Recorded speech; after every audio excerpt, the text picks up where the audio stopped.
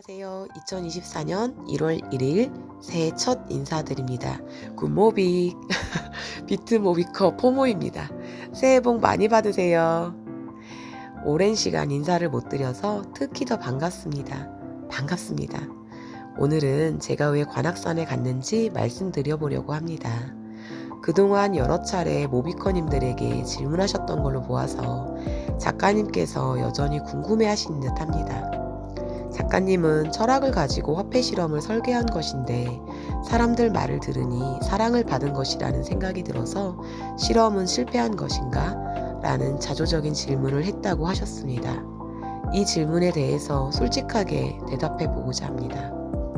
제가 관악산에 갈 수 있었던 이유를 말씀드리면 저의 미련함을 고백하는 일이기도 해서 좀 망설여지긴 하네요. 저도 작가님을 돕고 싶어서 간 것은 사실입니다. 오 작가님이 산에서 뭘 하신다고 하는데 내가 참여해서 머릿수라도 채워야지 하는 마음이 있었어요. 어떤 분들은 돕고 싶은 마음, 작가님을 만나고 싶은 마음, 좋아하는 마음, 존경하는 마음이라고 표현하십니다. 이런 마음들은 어머니가 아들에게 주는 내리사랑이고 감정적이고 감상적인 연인에 대한 사랑이거나 아이돌을 좋아하는 것과 같은 그런 감정일까요? 저 또한 작가님이 하시는 일을 지지하고 돕고 싶은 마음에 새벽차를 타고 관악산에 갔었던 것은 사실입니다. 그럼 그 마음은 어디에서 온 것일까요? 이제부터 저를 관악산에 오를 수 있게 한 신뢰의 세 가지 바탕을 말씀드리려고 합니다. 신뢰의 첫 번째 바탕은 작가님이 비트코인과 함께 보낸 시간의 진정성입니다. 우리가 어떻게 모비커가 되었는지 그 처음을 거슬러 가봅시다. 우리는 대부분 지혜족보나 작가님의 저서를 통해서 오 작가님을 처음 알았습니다. 우리가 지혜족보와 작가님의 저서에 관심을 가진 것은 비트코인 때문이고요. 작가님이 그 당시에 유명인이거나 알만한 사람은 다 아는 직함을 갖고 계셨거나 빼어나게 잘생겨서 화면에서 도저히 눈을 뗄 수 없을 정도였다거나 비트코인으로 100배 이상 벌어서 초호화 아파트와 명품에 둘러싸여서 사시는 것을 자랑하셨다거나 하지 않으셨어요. 유튜브 영상 속에서 우리의 눈을 현혹시킬 만한 값비싼 신호들은 정말 찾을 수가 없었습니다. 오히려 유튜브 초기 영상을 보면 변변한 장소 없이 방으로 베란다로 이곳저곳을 옮겨 다니면서 세탁기 소리, 현관문 소리, 택배 오는 소리, 선풍기 소리가 뱅뱅 나는 곳에서 꼭 우리 옆집 아저씨가 찍고 있는 거 아닌가 싶게 친근한 일상의 모습으로 영상을 찍으셨습니다. 대본 없이 원테이크로 하고 싶은 말 쭉쭉 하시면서 편집도 절대 없고 시간도 무척 길어서 영상을 보다가 잠든 적도 여러 번 있었습니다. 아주 불친절한 유튜브였어요, 사실은. 폭포처럼 비트코인 이야기 쏟아내시다가 격하게 흥분하셔서 욕을 하시다가 깔깔 웃으시다가 차가웠다가 뜨거웠다 하시는 모습을 보면 보통의 범주는 아니군 하는 생각이 그 당시에는 저절로 들었습니다. 초야에 묻혀 조용히 살아가는 찐부자 비트코인 운동 고수 같은 그런 폼도 잡지 않으셨어요. 겉으로 보여주는 과시의 값비싼 신호가 없어서 작가님의 진정성을 더 잘 알아볼 수 있었습니다. 영상 속 작가님의 눈빛, 표정, 또 대본 없이 술술 흘러나오는 비트코인 강의, 지난 세월에 대한 분노와 가끔 욕을 하시며 흥분하시는 모습 등 전혀 가공되지 않은 날것의 방송을 보면서 거짓된 몸짓이나 표현을 느낄 수가 없었습니다. 작가님께서 그 불친절한, 불편한 지혜족보 영상에서 말씀하시는 본인의 과거의 9년간 비트코인과 함께했던 시간에 대한 행적은 어김없이 칼럼으로, 책으로 또 영상으로 블록체인 장부처럼 남아있어서 바꿀 수 없는 그 기록들이 작가님의 말씀을 증명해 주었습니다. 신뢰의 두 번째 바탕은 비트코인에 대한 실력입니다. 저는 당시에 비트코인과 관련된 책을 10여 권 읽었지만 작가님만한 사람을 찾지 못했습니다. 인문학과 다양한 현실 속 사례들을 잘 버무려서 비트코인을 설명해 주시는데 그 내용 하나하나가 다른 곳에서는 들을 수 없는 수준 높은 내용이었고 10번을 들어도 새로웠습니다. 그저 그런 비트코인 전파자가 아니라 진짜를 찾았다. 진짜 비트코인 실력자를 만났다는 것을 알았습니다. 우리나라 최고의 비트코이너가 사람들을 산에 오르게 하고 코인을 주면 가치를 갖게 된다고 말씀하셨을 때 호기심과 흥미로움이 발동했습니다. 스케줄러에 3월 18일 관악산이라고 표시하고 그날 뭐가 어찌 된다는 것인지 즐거워하면서 기다렸던 기억이 납니다. 세 번째 바탕은 좀 더 현실적이고 일상적인 보통의 것인데요. 바로 작가님께서 금전적으로 얻는 이익이 없었다는 겁니다. 관악산에서 작가님에게 직접적으로 또는 간접적으로 돈이 갈 수 있는 통로가 없었어요. 뭔가 산을 오르면 코인을 준다는 것이 일반적인 드랍 방식하고 많이 다르긴 했지만 관악산 행사 참여는 작가님에게 돈을 주는 게 아니라 저에게 돈을 쓰는 것이었기 때문에 괜찮다고 판단을 했고 혹시라도 작가님께 돈을 내야 한다면 의심해 봐야겠다라고 생각했었습니다. 에어드랍이 반복되었지만 규칙은 늘 같았고요. 저는 오직 저와 지인을 위해서만 돈을 썼습니다.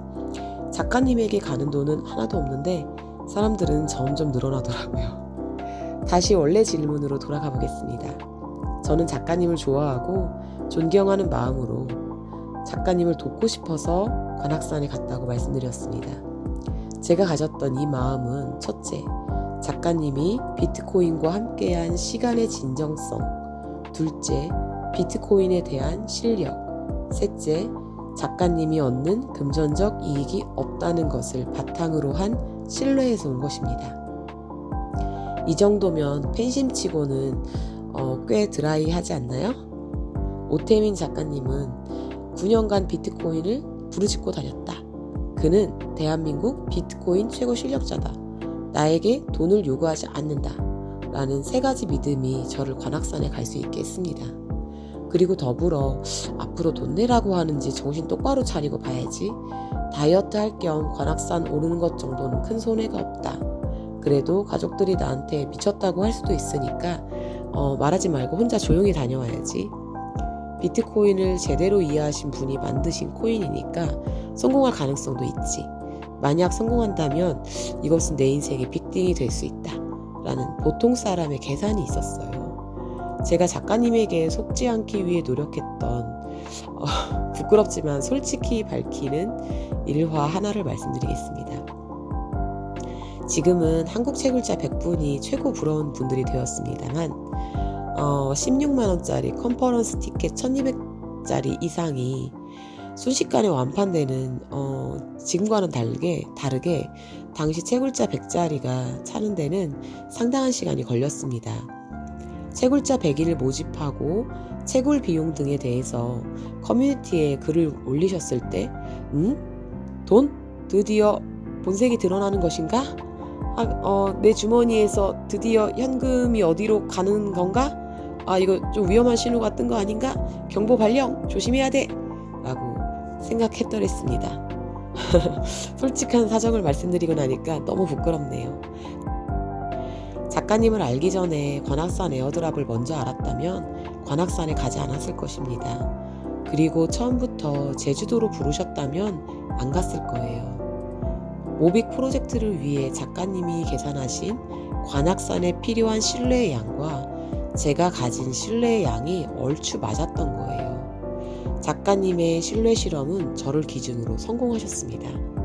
작가님을 좋아하고 존경해서 돕고 싶었던 마음에 간 것도 사실이지만 제가 작가님에게 돈이 가는지 안 가는지를 따져보고 제 신뢰의 양을 비용으로 치환해보고 움직인 것도 사실입니다.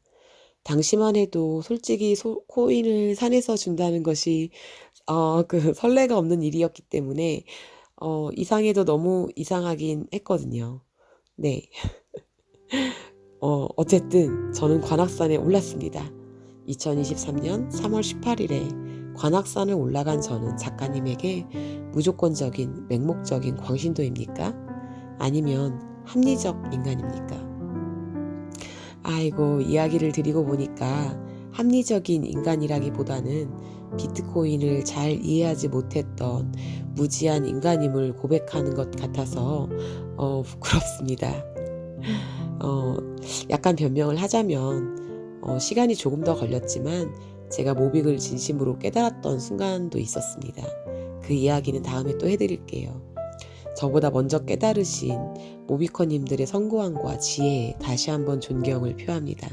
지금까지 부끄러운 속 생각을 포함한 저의 이야기를 들려드렸습니다. 불과 몇 달 전인데 저도 많이 성장했지요? 다른 모비커님들의 다양한 이야기도 많이 궁금해집니다. 시간이 흐를수록 초기 생태계에 대한 궁금함이 많이 생길 거예요. 또 이것에 대해서 연구하고자 하는 움직임도 보일 거고요. 그럴 때 우리들이 미리 쌓아놓은 이러한 이야기들이 큰 도움이 될 거라고 생각합니다. 특히 저처럼 이불킥할 만한 내용이 들어간 이야기는 더욱 대환영입니다. 관악산에 가신 다른 모비커님들은 왜 관악산에 가셨는지 지금 생각하시는 바를 댓글에 남겨주시면 감사하겠습니다. 빈 곳간에 먹을 양식을 차곡차곡 쌓듯이 신뢰를 쌓아서 관악산에서 JTBC CU와의 협업까지 왔습니다. 신뢰에는 속도가 있는 듯 합니다.